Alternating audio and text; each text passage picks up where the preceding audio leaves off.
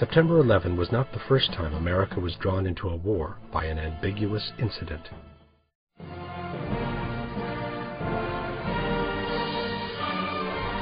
The American Constitution doesn't allow the United States to wage a preemptive war, and reserves for Congress the power of declaring war to another nation.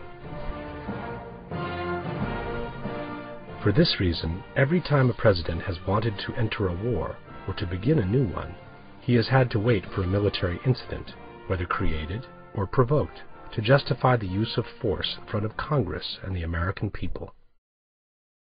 In 1898, the United States went to war against Spain in order to take control of the Caribbean area.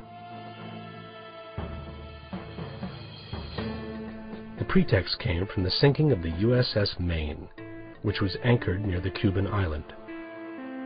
The Spanish were immediately accused of the attack, even though they sternly denied any involvement in it. The images of the sunken vessel and those of the sailors' funerals were shown in the first movie theaters of the nation, thus generating a strong motivation that allowed Theodore Roosevelt, then Secretary of the Navy, to start a war he had already prepared to the smallest detail. Only in 1980, almost a century later, would America recognize that the Spanish were not responsible for the attack. In order not to accuse themselves, however, the United States declared that the Maine was sunk because some explosives had been stacked too close to the steam room. In the meantime, the entire Spanish Armada had been wiped out, and America had become the new maritime power, with strategic positions going from the Caribbean to the Philippine Islands. In 1915, it was the sinking of the USS Lusitania by a German submarine to trigger the crisis that would eventually bring the United States into the First World War. It appears, however, that the U.S. had secretly slipped to the Germans the information that the ship was carrying a special cargo of weapons headed to England.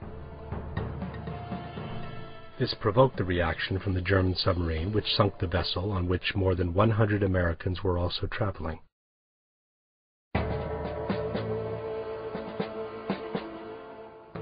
In 1941, it was the infamous Pearl Harbor attack to generate a wave of indignation large enough for President Roosevelt to declare war on Japan. The facts of yesterday and today speak for themselves. With confidence in our armed forces, with the unbounding determination of our people, we will gain the inevitable triumph, so help us God.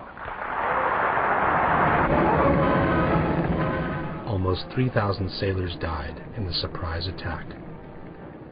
History would later reveal that the administration knew of the attack in advance, but it did everything possible to delay the transfer of information to the Hawaiian port. This was confirmed by Admiral Kimmel, the port's commander who helplessly witnessed the massacre of his crews and the destruction of his vessels. We needed one thing, which our own resources could not make available to us.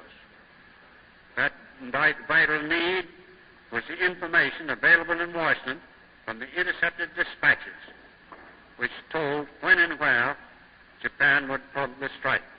I did not get this information. In 1964, the United States decided to officially declare war on North Vietnam.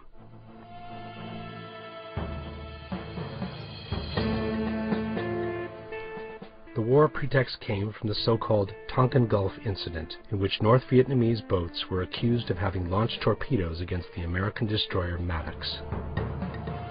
Then Secretary of Defense Robert McNamara immediately announced to the press the upcoming military action. Immediately following the attack, U.S. representatives in Saigon met with representatives of the South Vietnamese government. They jointly agreed that joint retaliatory action was required. The President's approval of this action. But McNamara, 40 years later, would openly confess that the attack on the Maddox never took place. It was just confusion. And events afterwards showed that our judgment that we'd been attacked that day was wrong. It didn't happen. In the meantime, more than 60,000 U.S. soldiers and over 3 million Vietnamese civilians lost their lives.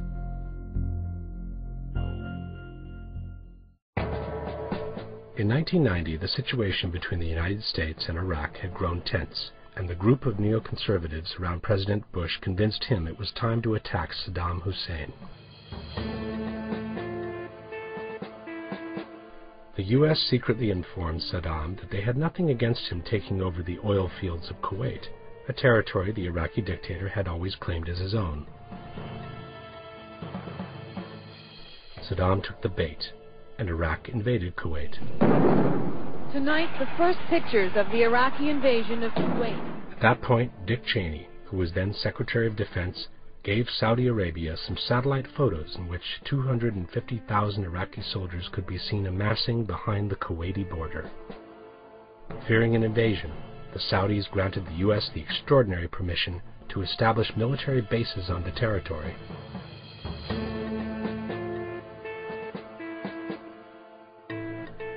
At the same time, the worldwide media launched a heavy campaign against Saddam, who was accused of having used lethal gas against his own people. No mention was made to the fact that the gas had been sold to Saddam by the United States, which then stood silent during the massacre, even though they were perfectly aware of it. The media campaign against the Iraqi dictator reached its peak with this touching testimony from a young Kuwaiti nurse, who described to the world the atrocities committed by the Iraqi soldiers in her invaded country. While I was there, I saw the Iraqi soldiers come into the hospital with guns. They took the babies out of the incubators, and left the children to die on the cold floor. The news shocked the entire world, and from that moment no one had a word to say about the American bombing of Iraq.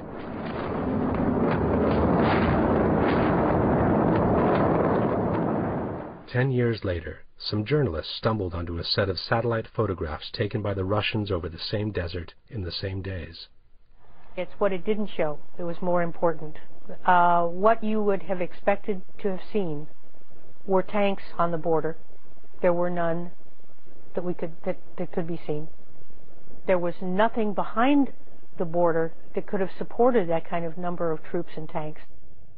The same pictures that showed the Iraqi tanks in Kuwait City also showed that there was absolutely nothing behind the Saudi border. Not a tank, not a vehicle, not a single man. At the same time, the nurse who had brought to tears the entire world turned out to be the daughter of the Kuwaiti ambassador in Washington. She had faked the entire incubator story after having been professionally trained by one of the most important advertising agencies in Washington, Hill and Knowlton.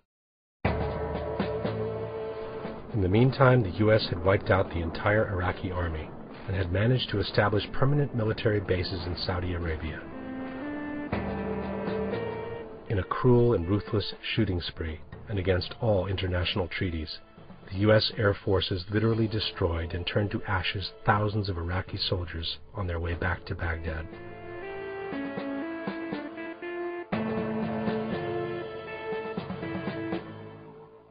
Before taking this picture, the photographer wrote on the side of the tank, "If I don't photograph this, people like my mom will think that war is what they see on TV."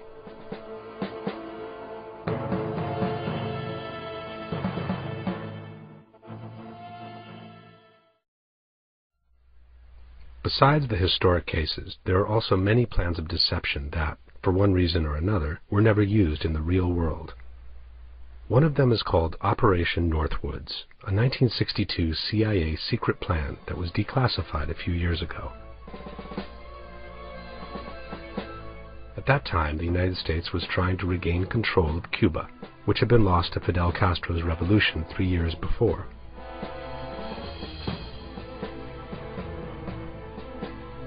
Under the subject Justifications for a Military Intervention in Cuba, we can read the following proposals.